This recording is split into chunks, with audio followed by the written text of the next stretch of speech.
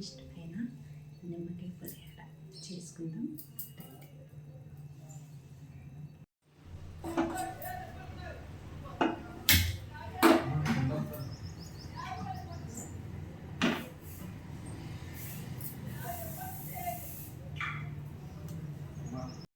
ఇదిగోండి, రైస్ అయితే రెడీ అయిపోయింది.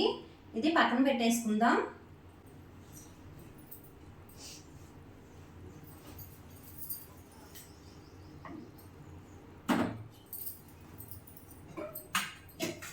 ఇప్పుడు తాలింపుకి ఒక గిన్నె పెట్టుకుందామండి.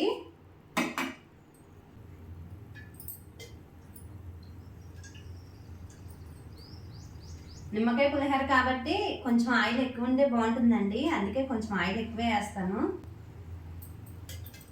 అది కాక అమ్మ ప్రసాదం కదండి. ఆయిల్ హీట్ అయిందండి. ఇప్పుడు తాలింపు దినుసులు వేసేసుకుందాం. తాలింపు దినుసులు అంటే తెలుసు కదా అందరికి ఏమేమి వేస్తారో.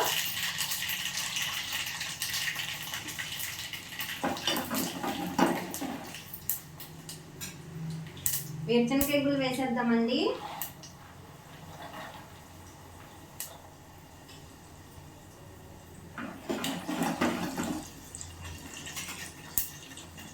ఎండుమిరపకాయలు ఒక 4 ఎండుమిరపకాయలు ఇలా తుంచుకొని వేసుకుందాం.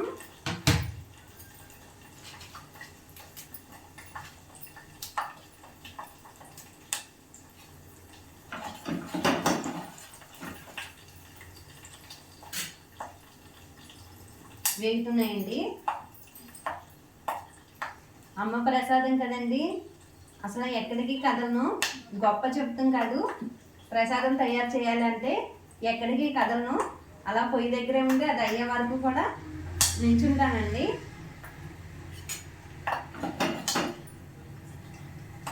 ఎందుకంటే గబుకున ఎటు వెళ్తే ఏం ముట్టుకుంటాము, మళ్ళీ అదే చేతులతో అమ్మవారికి ప్రసాదం చేయాలి కదా, అందుకని.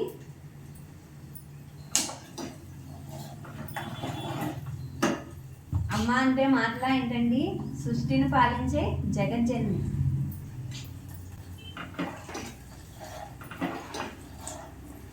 సృష్టిని పాలించే జగజ్జనని కోసం మనం ఎంత చేసినా తక్కువే.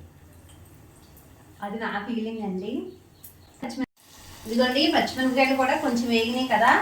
జీలకర్ర కొంచెం ఫైనల్ లాస్ట్లో వేసుకుందామండి, ఎందుకంటే జీలకర్ర తొందరగా వేగిపోతుంది కదా, అందుకని.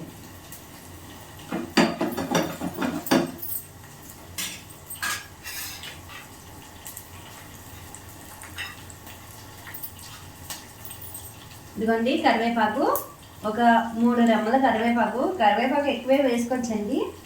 నా దగ్గర ఇదే ఉంది అందుకే.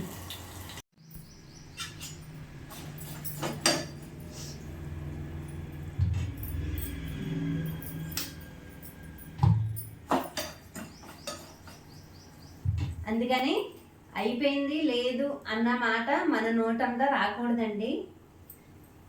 నాకు తెలిసిన మాట అది మీతో షేర్ చేసుకుంటున్నాను. తాలింపు వేగిపోయినాయండి. ఇప్పుడు గ్యాస్ ఆఫ్ చేసేసుకొని రైస్లో, అన్నంలో, అమ్మవారికి పెట్టేది కాబట్టి మన తెలుగే మాట్లాడుకుందాం, అన్నంలో వేసుకుందాం. గ్యాస్ ఆఫ్ చేసేస్తాను. ఇదిగోండి, ఒకసారి చూపిస్తాను మీకు.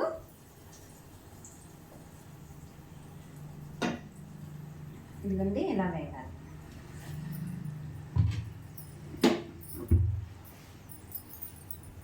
అమ్మవారికి నిమ్మకాయ పులిహోర అంటే చాలా ఇష్టం అండి, అందుకని నేను ఎప్పుడు అమ్మవారికి పులిహోర చేయాలన్నా నిమ్మకాయ పులిహోరే చేస్తాను. ఇప్పుడు తప్పనిసరి అంటేనే చింతపండు పులిహోర చేస్తాను అన్నమాట. ఇవ్వండి, ఇప్పుడు ఈ తాలింపు రైస్లో వేసేసుకుందాం.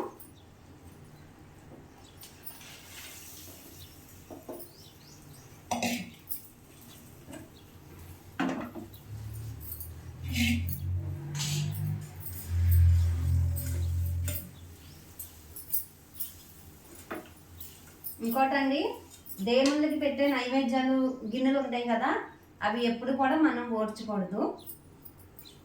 కొంచెం ఇంత అంతా ఉంటే ఉండిపోయినామండి, దాంట్లో మనకి తరిగిపోయే ఆస్తి ఏముంటుంది. ఇదిగోండి, ఈ గిన్నె ఉంది కదా, కొంతమంది ఇందులో రైస్ వేసి ఊడ్చేస్తారు, అలా ఊడ్చకూడదు. ఇది పక్కన పెట్టేసుకుందాం. ఇదిగోండి, ఈ రైస్కి 4 నిమ్మకాయలు తీసుకున్నాను నేను. ఇప్పుడు ఇవి రసం తీసుకొని దాంట్లో వేసుకుందామండి. నిమ్మకాయ రసం తీసేసుకున్నాం. ఇప్పుడు ఇందులో వేసుకొని కలుపుకుందామండి. అమ్మకి నిమ్మకాయ పులిహోర ఇష్టమని ఎందుకు చెప్తున్నానంటే, ఇప్పుడు అమ్మ మెల్లో ఎక్కడ చూసినా నిమ్మకాయల దండ అయితే కంపల్సరీగా ఉంటుంది. దాన్ని బట్టే మనం అర్థం చేసుకోవాలండి ఆ తల్లికి నిమ్మకాయలు అంటే ఎంత ఇష్టమో. అందుకని నేను ఎప్పుడు అమ్మవారికి చేసిన నిమ్మకాయ పులిహోర చేస్తాను అన్నమాట. వేసేసుకుందాం. రసం తీసుకొని ఇలా వడకట్టుకుంటున్నానండి నేను చేత్తోనే.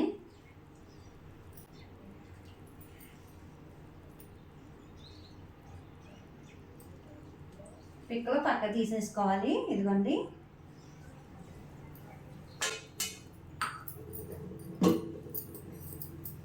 నిమ్మకాయలు సైజుని బట్టి అండి, అది దాంట్లో ఉన్న రసాన్ని బట్టి. అందుకని నాకు ఇప్పుడైతే 4 నిమ్మకాయలు సరిపోతాయి అనిపించింది. 4 నిమ్మకాయలు రసం తీసుకుంది. ఇప్పుడు కలుపుకుందాం.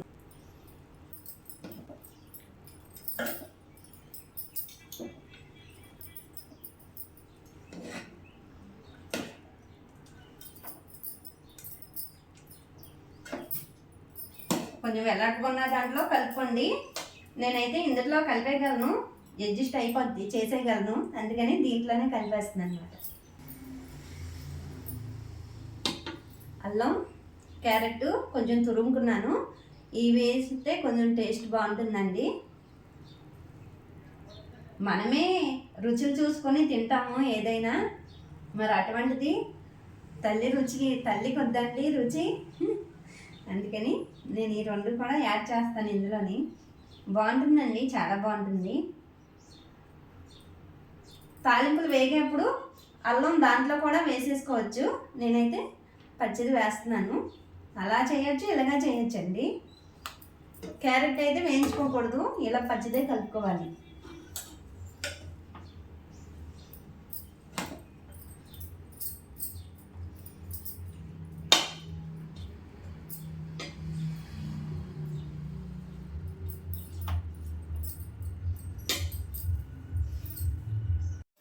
ఇదిగోండి, అమ్మకి ఇష్టమైన నిమ్మకాయ పులిహోర రెడీ అయిపోయింది. ఇదిగోండి, నేను ఈ వీడియోకి లైక్లు, షేర్లు, సబ్స్క్రైబ్ ఏమీ అడగనండి. ఎందుకంటే అమ్మకి చేసిన దానికి కూడా నేను ఏదో లాభం ఆశించినట్టే అవుతుంది. అందుకని నేను అసలు ఏమీ అడగను. ఇదైతే తీసుకెళ్ళి మా అమ్మకు పెట్టేస్తాను.